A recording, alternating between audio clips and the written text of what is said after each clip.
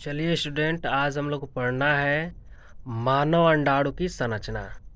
तो मानव में मादा सदस्य का जो युग्मकोद्भिद अर्थात जो अंडाणु युग्मक होता है, आज हम लोगों को अध्ययन करना है। इसको इंग्लिश में कहते हैं स्ट्रक्चर ऑफ ओवम, यानी कि अंडाणु की संरचना के बारे में जाना है।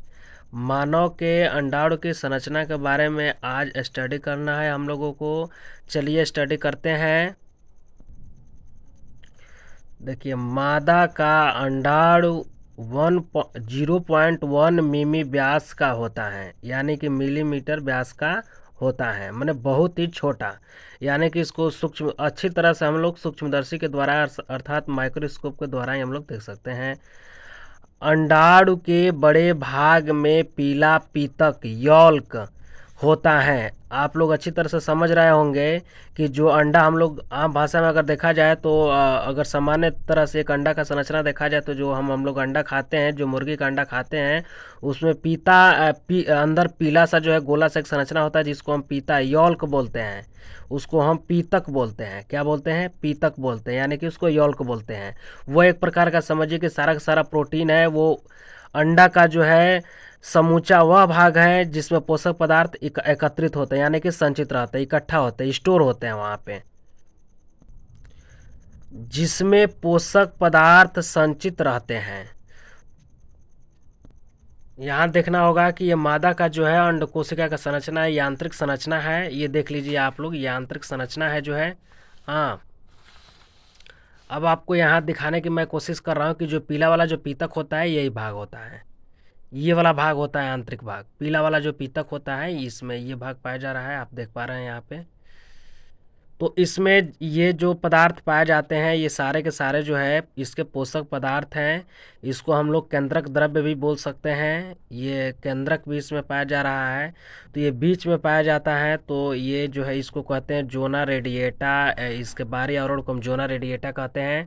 और इस पितक में अनेक प्रकार के, जैसे मान लीजिए केंद्रक पाया जाता है, केंद्रिका पाया जाता है इसमें। इसमें प्राथमिक अंड कोशिका भी पाया जाता है जो अंडा का निर्माण करता है। प्राथमिक अंड कोशिका पाया जा रहा है, ठीक है। तो अभी मैं आपको ये सब के बारे में मैं समझा रहा हूँ। चलिए आगे पढ़ते हैं। देखिए यहाँ इसमें एक बड़ा केंद्रक होता है जिसे जननिक आशय यानी कि जेनिटल वेसिकल्स कहते हैं। इसमें ये पीला वाला भाग आप लोग देख पा रहे हैं, ये केंद्रक है, आपको दिखाया जा रहा है यहाँ पे। देखिए केंद्रक है ये, और इसको हम जेनेटिक वेसिकल्स कहते हैं, यानी कि जननिक, इसको जननिक आशय बोलते हैं। केंद्रक के बाहर तथा जोना रेडिएटा यानी कि पीतक की बाहरी परत, जोना रेडिएटा किसको बोलते हैं? तो जो पीला वाला बीच में पीतक जो पाया जाता है, उसके जो सबसे बाहरी परत होती है, उसको हम जोना रेडिएटा बोलते हैं। के अंदर अनेक कोशिकांग जैसे माइटोकांड्रिया, गाल्जी काय, प्राथमिक अंड कोशिका आदि पाए जाते हैं। यहाँ पे देखिए, जो ये पीला वाला जो भाग है, जो पीतक है, यानी कि इसको इंग्लिश में यॉल्क बोलते हैं। तो इसके जो बाहरी जो आवरण होता है, जो इसका जो बाहरी परत होता है, इसको हम बोलते हैं जोना रेडिएटा। इसको हम बोलते हैं जोना रेडिएटा। कह रहा है कि जोना रेडिएटा के अंतर अनेक कोशिकांग पाए जाते हैं। जैसे मान लीजिए केंद्रक पाया गया, माइटोकांड्रिया पाया गया, इसके अंदर माइटोकांड्रिया पाया गया, केंद्रिका पाया गया, इसके अंदर जो है गाल्जी काय भी पाया गया, गाल्जी बॉडी भी पाया जाता है इसके अंदर। उसके बाद इसमें प्राथमिक अंड कोशिका भी पाया जाता है। यहाँ पे देख पा रहे हैं, प्राथमिक अंड कोशिका भी पाया जा रहा है। तो केंद्र का कार्य होता है डिवाइड करना, सेल को डिवाइड करता है। प्राथमिक अंड कोशिका इसमें उपस्थित होता है, जो डिवाइड होकर के अनेक अंड कोशिका का निर्माण करेगी। अच्छा, इसमें गोल्जी काय पाया जा रहा है, यह अनेक हार्मोन्सों का स्राव करता है, एंजाइमों का स्राव करता है, मतलब ये अंतःस्रावी है। ये अनेक पदार्थों का सेक्रेशन करता है। ये जो है कोशिका भित्ति का भी निर्माण कभी कभी कर देता है। तो इस तरह से गोल्जी काय का इसमें भूमिका अदा होता है। इसके बाहर अनेक सूक्ष्मांकुर तथा पुटिका कोशिकाएं पाई जाती हैं।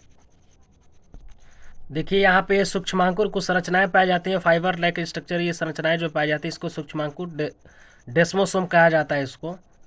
इसके चारों तरफ जो है पुटक कोशिकाएं पाई जाती हैं, और पुटक कोशिकाएं इस तरह से देखा जाए तो ये भी एक प्रकार का जो है इसका पोषक पदार्थ ये है। ये चारों तरफ से इसको घेरे रखता है। इसमें भी गोल्जी काय वगैरह पाए जाते हैं। इसमें माइटोकॉन्ड्रिया की भी उपस्थिति होती है कहीं कहीं पे, जो इसको ऊर्जा प्रदान करती है। बाह्य पुटक कोशिकाओं में भी गोल्जी बॉडी, अंतःप्रद्रव्य जालिका, एंडोप्लाज्मिक रेटिकुलम आदि कोशिकांग पाए जाते हैं। यानी कि ये सारे के सारे कोशिका का अंग है, जिसमें से गोल्जी काय, अंतःप्रद्रव्य जालिका, एंडोप्लाज्मिक रेटिकुलम आदि पाए जाते हैं। गोल्जी काय का तो कार्य अब एंजाइम, हार्मोन्स और भी पदार्थों का सेक्रेशन करना होता है। बट अंतःप्रद्रव्य जालिका का कार्य जो है, तो अंतःप्रद्रव्य जालिका का भी कार्य जो है प्रोटीन वाहक पदार्थों का सेक्रेशन करना होता है, जो प्रोटीन का भी निर्माण करती हैं या वाहक का कार्य करती हैं। ये एंजाइमों का भी सेक्रेशन करती हैं, और कुछ विसरण और अविसरण पदार्थों का भी ये श्रावण करने का कार्य करती हैं। तो यहाँ पे जितनी कोशिकाएं पाई जाती है कुछ न कुछ पदार्थों का सेक्रेशन अर्थात श्रावण करती रहती हैं, तथा इसके वृद्धि में जो है सहायता करती रहती हैं। इन बाह्य पुटक कोशिकाओं को ध्रुवीय कोशिका कहते हैं, जो अंड कोशिका के परिपक्वन होने पर नष्ट हो जाती हैं। ये जो आपको पुटक कोशिकाएं दिखाई दे रही हैं, ये सारे के सारे पुटक कोशिकाएं हैं। ये सारे के सारे जितने कोशिकाएं आपको दिखाई दे रही हैं सारी ये पुटक कोशिकाएं हैं।